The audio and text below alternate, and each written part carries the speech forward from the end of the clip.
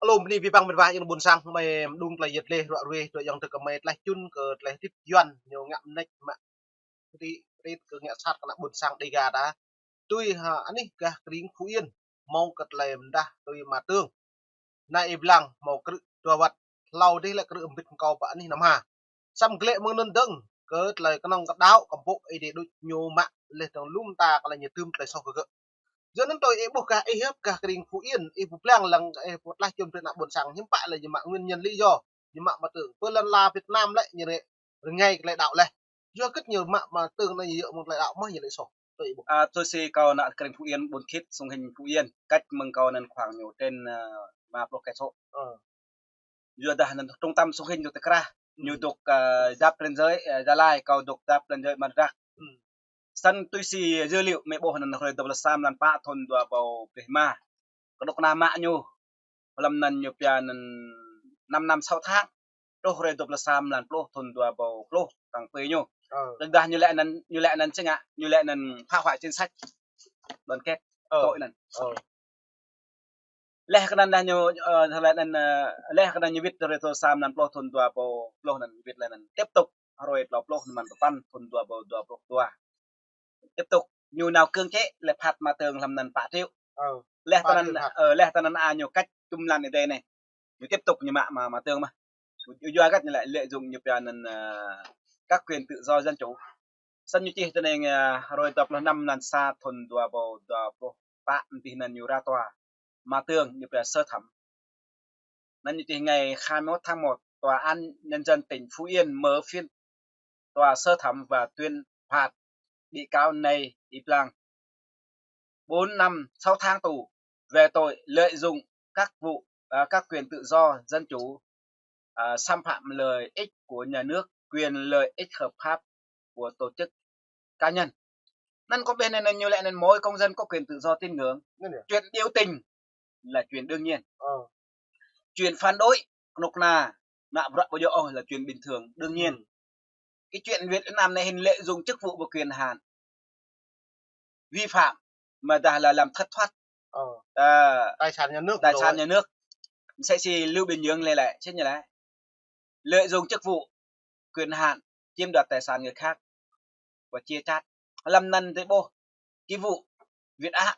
rõ ràng làm nần nguyên bộ chủ tịch Hà Nội và bộ y tế nhập viện Nguyễn Thanh Long lẽ nần làm 54 bị cáo làm nần lưu chức vụ khác nhau đó là vụ chuyến bay giải cứu là việc làm một Covid bây giờ cái đạo này một như lẽ đạo đôi lót tôn giáo đạo cà mi đạo Phật nhưng mà nào cà mi nào Phật nên một này đại ai cho tự do nhiều điện của cầu mà chẳng phải mua các lại bình luận rồi cái này rồi này nhiều tuyên án mà tương rồi tòa 5 là xa thuần tòa của bạn này làm lần nhiều tuyên án làm lần nhiều phải sơ thẩm 4 năm 6 tháng tù lâu nên 5 năm 6 tháng tù nhiều lâu nên tội như là phá hoại chính sách đoàn kết lại các phá hoại chính sách đoàn kết nên tề mô tổ chức tề mô các ban ngành tề mô như vậy nên sang quốc hội như điều nhiều thuộc buồn tre nhiều hay là buồn ta là buồn lần là đây nhiều mạng gì lại đây gì mạng lần là đây tre có quyền nhìn bè là lên án lên tiếng lại một thứ mà lợi dụng như bè nhiều chính nhúi lợi dụng tự do nhân quyền chính nhúi tự dùng như bè lợi dụng bà một lợi dụng sinh lời để bỏ nhà nước của nhân dân như này công an của nhân dân quân đội của nhân dân bệ đá nhân dân đơn là vì nước cân thân vì dân phục vụ rõ này vì quyền lợi riêng mà bắt chấp đánh đập người dân bắt bớ người dân đúng không ạ này hoàn toàn có một đồng nghĩa giờ nắn lại này đã bố hộp ý bằng loại nhập tàu gợt lại là buồn sang xe đối giáo về là buồn sang hiếm bạ tờ một là buồn sang chẳng hiếm bạ như bố cúm của buồn sang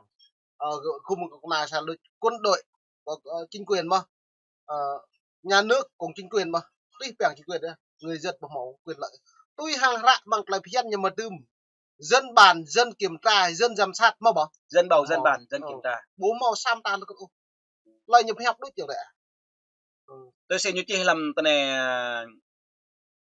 thì cụ nên là nay im lặng từng tham gia tổ chức Tin lành để lợi dụng hoạt động tôn giáo vi phạm pháp luật và bị kết án về tội phá hoại chính sách đoàn kết,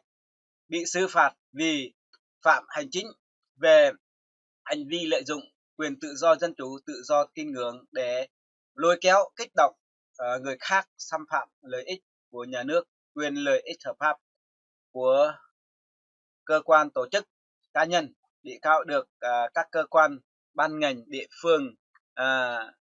kiên trì tuyên truyền giáo dục yêu cầu chấm dứt hoạt động. Năm 2019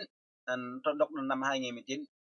đến năm 2022 nên nhiều mạng á Nhưng mà 2022 mạng á tôi đã có bộ nên tôi xì đài trang bài nhiều đại nhiều đài con nào con san như lại cương chế nên có lại cương chế nhưng mà sang nó nhưng mà một mình của nó mà nên được cho nên tụm lại thì đấy để có quyền biểu tình là chuyện bình thường để biểu tình bình thường thế này phản đối tôi đã có nào ngã bây giờ để có quyền về nhiều từ chức có quyền đây là người công dân mà không phải như lại nhà nước của nhân dân, không phải là nhà nước của nhà nước đâu, nhà nước của nhân dân tức là nhân dân bầu bàn bầu, nhân dân quản lý, nhân dân như bây giờ bầu lên, nhân dân như bây giờ từng như lại là cuối cùng như lại là nhiều không phải là vì dân mà vì chính quyền lợi nhiều lợi dụng chức vụ của quyền hạn tôi chỉ lưu bình nhưỡng lại bằng liệt xì giá bằng cất bằng giá cho sao đấy nên là trong mai đây Yuanนั้นเลยตุ้มกลุ่มระในขณะบนสร้างเดกาตาฮันในละตัวทิพย์พังพงย้อนรอในบ่หมกเลยดับนางศาสตร์เลยหนุกนัวอุทิพย์อยู่ตัวที่ขณะบนสร้างตาโบรังอุเรยเนี่ยตาโบเลยเรยดำเปรย์เปลี่ยนดำตีตัวอีบลังตัวอีใครกระทำบิ่งใหม่ตัววัดนุมาติโยนตัววัดกระเลยยังปะเลยแต่ผมไม่เลยเพื่อnhưเลยtôn giáo tự do tin ngưỡng tin hoặc không tin theo hoặc không theo bộ họp của lại ép buộc với đoạn này có lúc nào cũng sẵn nhưng bạn nhớ ép buộc lại đạo từ gia lấy càng mút lại đạo cả chính quyền kia kì nhưng bạn đã làm cao mà chữ mà là hiến pháp như này nó là này về cái việc mệt và yang buồn sang ta xem lăng cái lệ tiên bộc lại đó là lệ cự lệ một lúc tương thôn là cái lệ nó mút đi đâu mà mút cái bồi hoàn tầng đó là lệ ôi nhiều ngạ mà nhiều mà mua này ngạ nhiều cái gì mà nhiều cổ lấy cái gì chính thức bình là mút đấy á bình mục sư đấy á khay lệ ngày á lại đạo bông mọc của lại tự chọn quốc tế yêu nữa chặt nhau đi bị nhối á nhạ bia đỡ đạn vì mình cộng sản Việt Nam rõ về lại đạo ngày nó là chính thức bị nhôn đắm nhấp dày là buồn sạc đầy gạt nó được này về thọc lại rồi này nó là hai này tôm clom này ta bạc đi vật mà một cái yên trúc và cân tôm mà phục hoạt tập ngư là hai này lại bình dần từ pi bảng này lại đạo bộ về lại đạo nhau có năng đạo có là đáng như kẹt kêu đây như vậy nhưng bà lại tất cả nhiều tôn giáo đều bình đẳng trước pháp luật. Dạ là. Nhưng phải là tôi bình đẳng về là bình đẳng có nghĩa là tập đường. Như một tuần một phần tập đường ngang bằng. Một thứ đi như bây giờ là